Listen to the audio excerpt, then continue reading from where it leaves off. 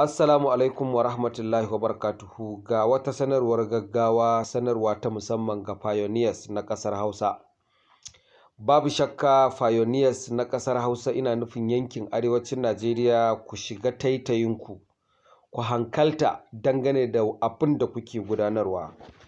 A pioneers na ƙasar Hausa, ku sani cewa Pi network a yankin arewacin Najeriya ya ƙare. Abin da nake nufi da ya ƙare shine duk wata lalita ta ɗan Pi network da aka masa migration tsawon shekara ɗaya zuwa yanzu, kaso 80 daga cikin waɗanda aka yi wa migration kayansu ya shiga account ɗinsu ya ƙare, ma'ana sun sai da shi.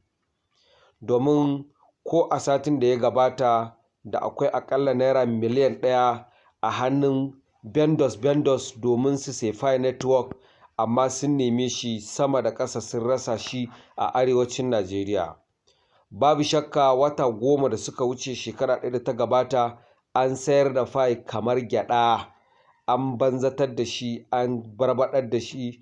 To a halin yanzu kuma an zo ana neman sa a yankin arewacin ƙasar nan, babu shi.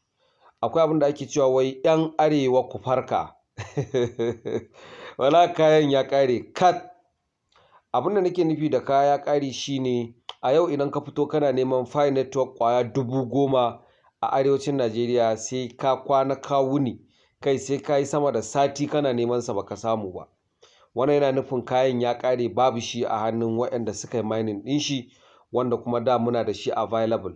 Saboda haka a hankalta, pioneers a hankalta, a hankalta.